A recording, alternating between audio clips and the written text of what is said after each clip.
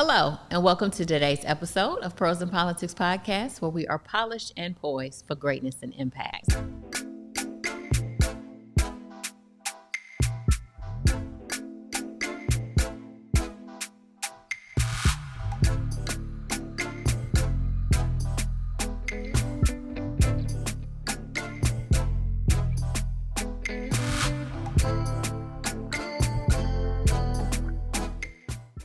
Thank you for joining us today.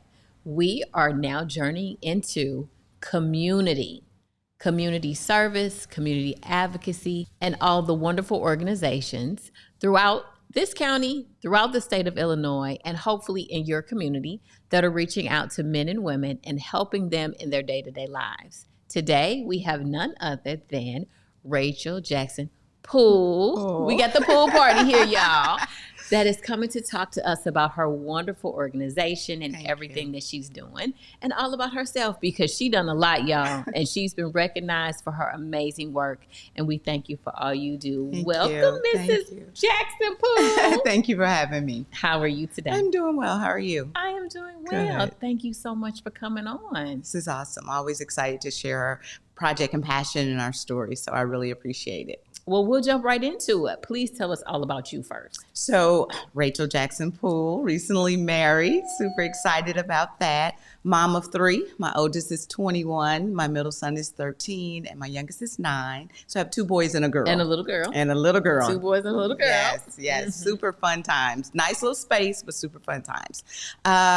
Hold a master's in professional counseling. I am a therapist, as well as the founder and executive director of Project Compassion. When I am not doing all things community, I'm also an adjunct psychology and sociology professor. That is amazing. Thank you. Now, where are you from? So I was raised in Texarkana, Texas, Northeast Texas. We sit on the border of Texas and Arkansas, as well as Louisiana. Moved here when I was about 12 or 13, graduated from Belleville East High School. Okay. Go Lancers. That's okay. We love the Lancers. That's okay.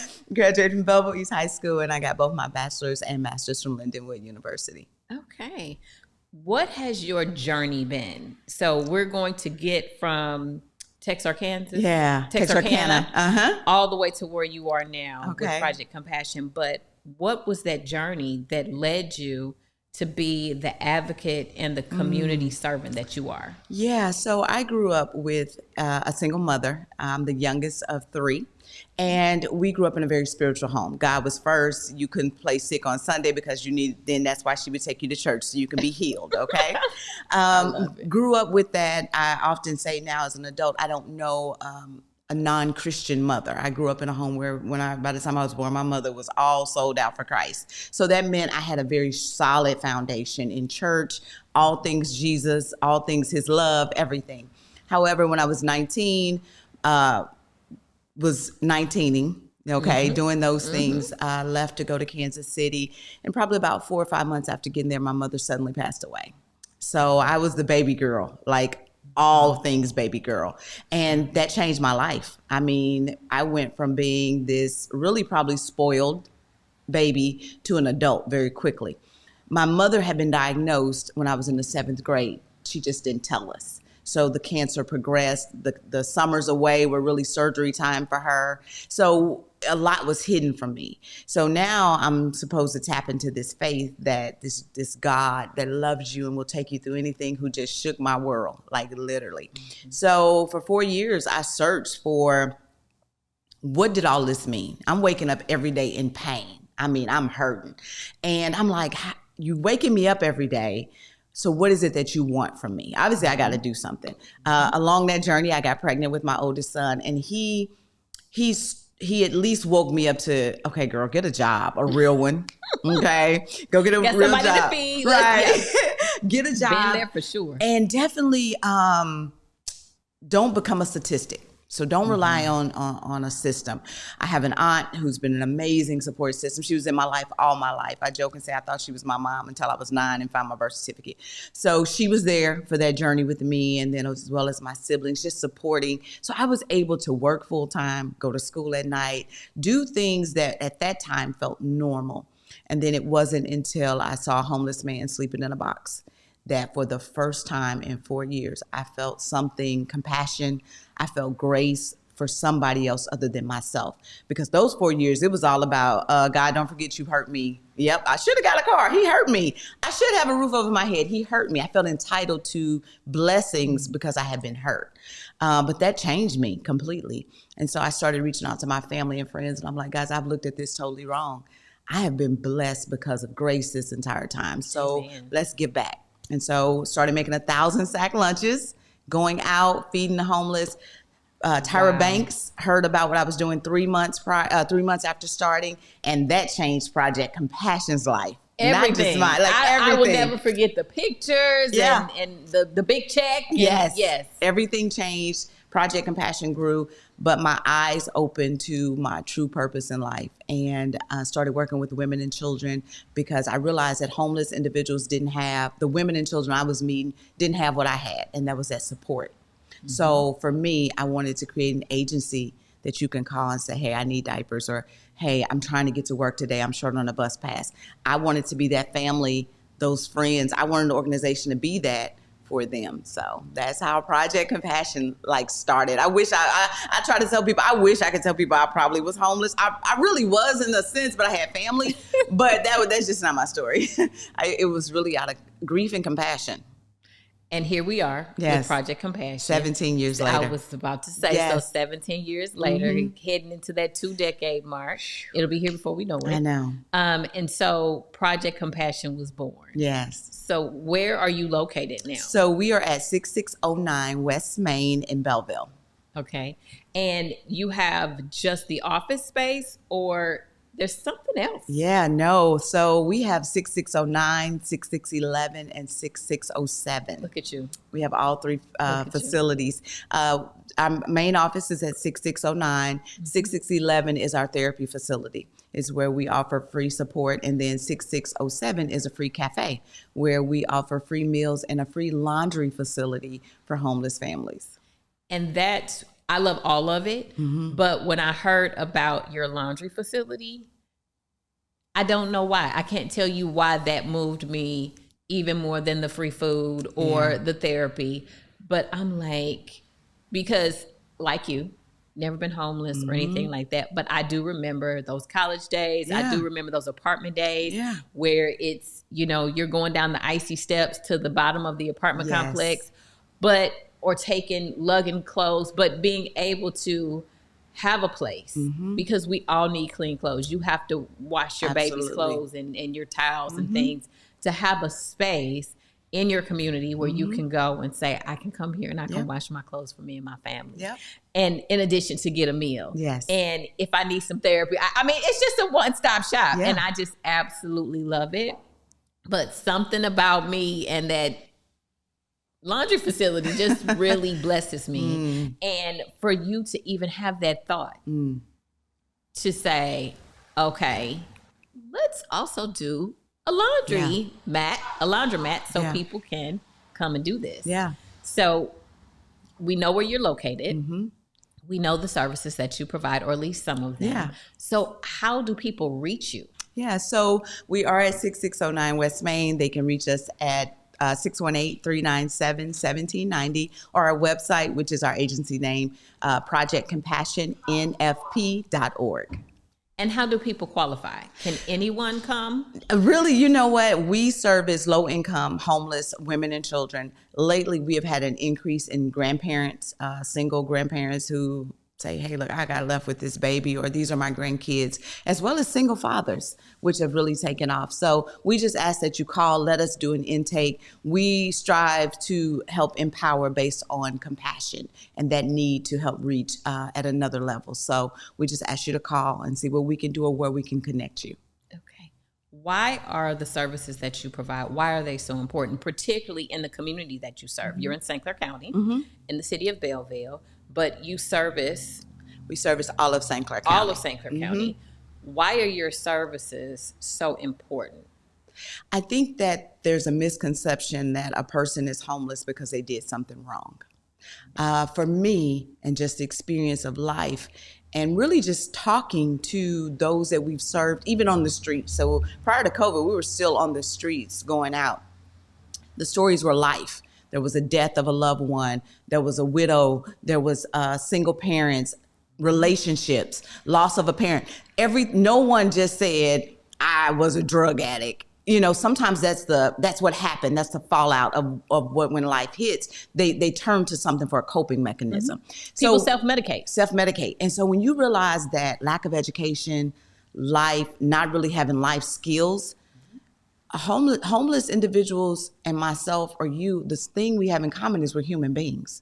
So understanding that, it's like, what would I need in that situation? So I don't put myself in their shoes from a standpoint of financial structure. It's from, what could I need to get up from day to day that can get me to that job interview? What do I need to help me feel like I'm being the best mother I can be? So the services are important because they're basic items that are often missed because everybody's striving to reach that big goal, and you're going to get there. But let's not forget those basic things are needed to just day to day get them up, to even believe that tomorrow can be better. And I think so many people miss that. People who don't have a heart for service, they miss that people are human. All right. And humans have, what did you say? Basic needs. Basic needs. Water, food, shelter, clothing. And in many cases, like we've discussed, last season, mental health. Yes. Therapy, getting rid of the stigmas, and understanding, what did we just say? People self-medicate. Right. So I don't have a therapist. I don't know how to get services.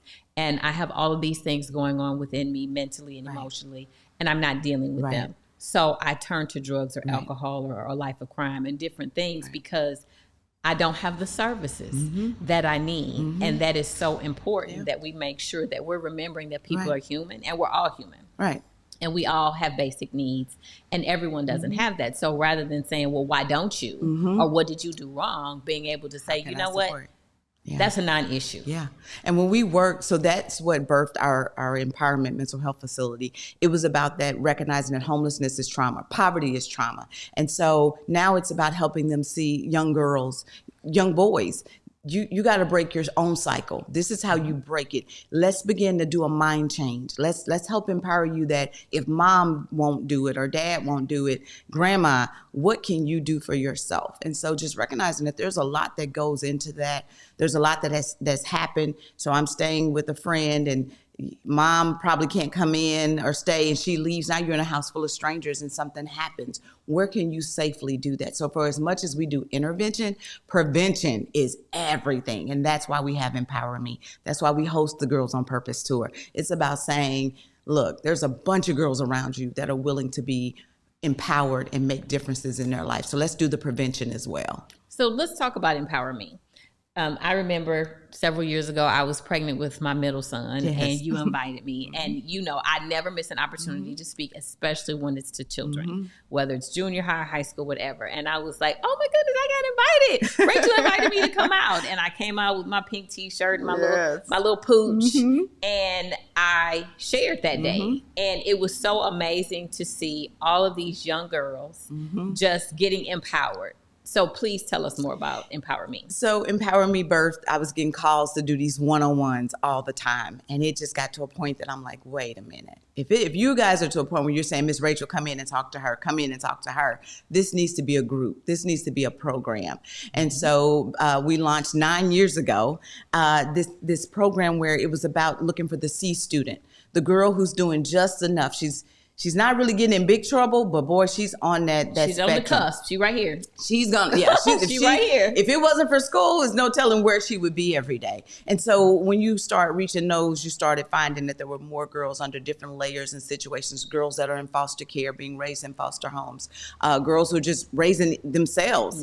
And so it's about saying, how can we make you have the outcome of an honor roll student? You may never have it on paper, but how can we empower you to have a life that lets you say, I made the best choices for myself going forward? So we started going into high schools, middle schools. We've totaled 25 schools all together in St. Clair County. And the Girls on Purpose tours that one-day celebration, because here's the thing. I'm sitting in a group of 13, 10, but what happens when I get all y'all together? And now you see this girl from East St. Louis, this girl from Belleville, this girl from Cahokia. Wow, she believed too. Come together, positive energy, great energy. Your year is probably one of my favorites. And you take off the titles and you just say, look, I was once a girl. and you bring that energy and they celebrate and they get it. And so that's what that is. And then they have breakout sessions. So we cover everything from hygiene to education to good choices. I mean, we do a survey from the year prior and say, what is it that you're needing? What is it that you want to hear? And every year's a lot of deep thought, a lot of prayer, a lot of brainstorming on, God knows who's coming. How are we supposed to reach them? What do we need to do to reach them? And all the right women come along. Every year we get all the right women to come along to make that happen. It's also where we give the girls like this paper money, which is my favorite. They get vendors. My thing is I never want a girl to feel displaced. So you come in, take that shirt off, put this shirt on. We all look the same. Mm-hmm. Now here's your $10, here's your $10 because everybody's been with a friend and they balling. You standing around, you can't do anything. But if you got 10, she got 10. She might spend a few more 10 than her mama gave you, but you got a little bit of something too. So it's always bringing in that equity. We're all equal on that one day. Not one girl is better than the next. And I think that's why we've had such a success, because girls come in and if nothing for one day only, you feel included, you feel accepted, and you can be yourself. And that's great because you mentioned the survey and getting feedback. Absolutely. Because we know being a teenager today, it's hard. It's hard. And it's almost nothing like when we were kids. Yeah. And that's why I try to tell my mom, and she's like, oh, you need to do this and you need to do that with your teenager. Mama, it is literally not 1980 something, 90 something. There's the internet, there's social media, there's YouTube, there's all of this inappropriate maturity. Absolutely. And so it's just really hard to try to parent the way your parents parented.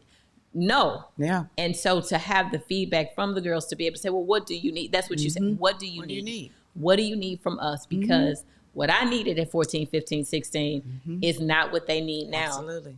I was always so disturbed to hear in my time as an assistant state's attorney and just in my elected capacity how girls now in high school are in domestically violent relationships. Yep. And I'm thinking to myself, I can't imagine being in high school and being in a violent relationship. I mean, you're not mature. Your brain isn't mature. You don't even know how to process that. And then where are these young men getting this from? And so again, it's just a completely different world. Yeah. And being able to come together and empower me and be able to say, okay, well, these are the things we're dealing with. And you know, how I need help with this. And I'm sure you've had girls pull you to the side because they felt so comfortable that day to be able to say, well, Miss Rachel, I didn't want to say it in front of everybody, but this is what I'm dealing with. And then you can provide service. Absolutely. Absolutely. It's just amazing. Yeah, thank you. And you know what? It goes back to that cycle. I told you, my mom knew she had cancer when I was in the 7th grade. She didn't pass away until I was 19. That's a big secret to carry, right? It goes back to that generation of the adults handled the adults thing. Well, if you're living in a home where there is domestic violence, you're seeing that, you're hearing that, you're learning to respond. That becomes your emotional response to when someone disrespects you or makes you feel devalued. And so even the abuser is responding in a way to which they've learned. And then unfortunately, the young girls are probably thinking that this is love. I got to go through this. They want to ride and die. I don't know where they're going. It's like, y'all riding. Where y'all going with this? With each at this age. So it's definitely about teaching healthy relationships as well and recognizing that once I am aware, I'm now responsible for connecting, intervening, doing things. So I tell them, look, I'm a mandated reporter. I'm telling. Let me find out you're getting hurt. I'm telling. And being able to pull mom or dad to the side and go, do you realize what's going on? Because they'll disclose that too. My parents don't even know I'm going through this. So it becomes a community of support as well as intervention oftentimes. So when is your next Empower Me class? We start next week. We will be in Belleville East, Belleville West, and Father McGidney will be in Collinsville. And then we are partnering with the 21st Century Program in Cahokia as well. Okay, so back at it. And I tease and say, I don't know these kids. I don't know these kids. So it's exciting. It's going to be a stretch because this is a COVID generation, a lot of social and emotional, and definitely a lot of trust building. You know, I think I'm an auntie now. At first I could go in and be big sis, but I think I've hit auntie stage with them. So it'll definitely be interesting. And definitely a challenge to definitely be able to get them to see beyond the computer screens and social media. Yes. Yeah. Now, how are you able to provide the services that you do? Like, where does it come from? What can the community do? Like, how are you able to function in the space that you're in? Thank you. So in the last 17 years, relationships. Let me first start with that. Being a community organization, you have to build great relationships. We were backwards. So we got a lot of national support first, and then the community became aware. And so with that, we built the community relationships. Like all nonprofits, we have the church supports, the individual supports, donors, individuals that give, foundational support. So we're a 501c3. So we get all of the grant support and the individual support. And then just the community is so amazing. I'm always, even now, the most humbling thing is when I get that call, Rachel, we collected this on behalf of Project Compassion. And it's like, what? Like they are working when you don't even realize they're doing it. You know, hey, this came up with my job and we put Project Compassion's name in and you guys won. Here's a check. And you're like, because nonprofit work is work. And it's also business. Phew, and so when you're so tunnel vision on building programming and your tunnel vision on reporting the grant money that you got, to know somebody else, to me, it's like, oh man, thank you. That lifts me. So that helps us a lot. We have a great community. St. Clair County has been great to us. The community has been great. St. Louis has been great to us. The parents have been good to us. So we don't take that lightly at all. And so everything we do, everything we've been able to do has just been through a collective of individuals and funding sources. Okay. So what do you need from the community that will assist you in being able to continue the wonderful work that you're doing, both with Project Compassion and Empower Me? What would be your, not necessarily your ask, but your charge? Sure. Because we have a duty, like whether it's the homeless or whether it's our girls, whoever we have a duty to the community to stand in the gap. Mm-hmm.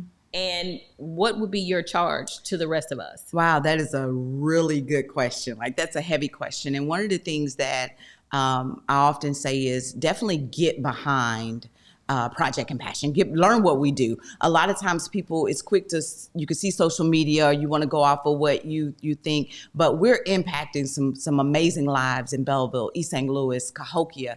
St. Clair County is just being impacted by what we do. And so if there are opportunities to collect things, if you're connected to a resource that can help a girl, get behind that. Our website is fully loaded with opportunities to support families in therapy, girls that are in therapy, to get behind the cafe and the laundry facility. So visit our website. I'm always open to sitting down and sharing more of what we can do or how unique ways for us to collaborate. Okay.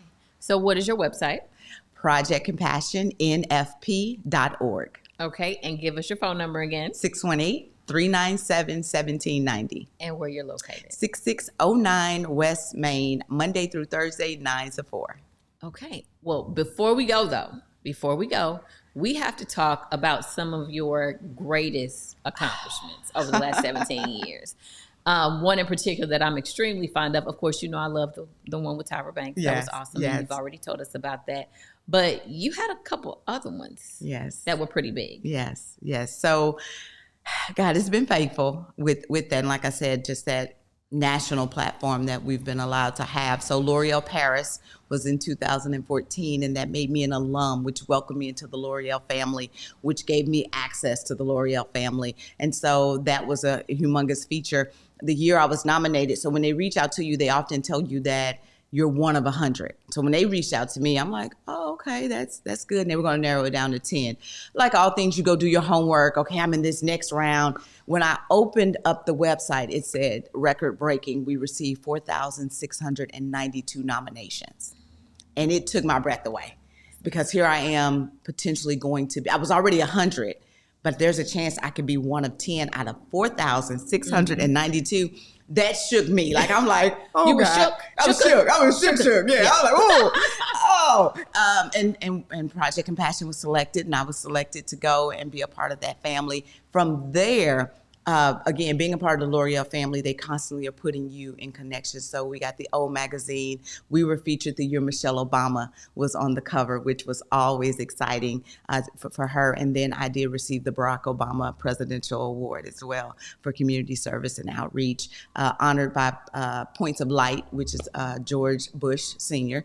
We received that recognition as well. So we've had some amazing highs on this journey of doing what we're doing. And so Tyra is what we're known. That I think that's going to always be the funniest yet, because that was just like, okay. But yeah, we've been able to do that. And here recently, Lowe's gave us a $35,000 grant for renovation to our cafe and laundry facility. And we were selected out of 1,500 hometowns. They selected Project Compassion to represent our hometown, 100. So that's been awesome too here recently.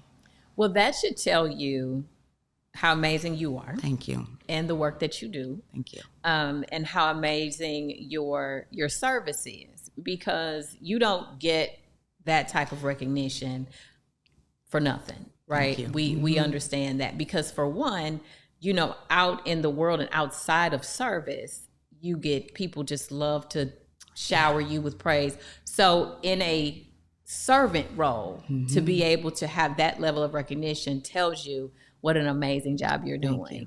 And like I said, I've watched, and we talk and we chat and we text and we, so we're not just Facebook friends. I usually, from the episodes, I'm like, well, how do we know each other? But it's been so long and we've had so much interaction that I think it just came out in the episode, how we know each other.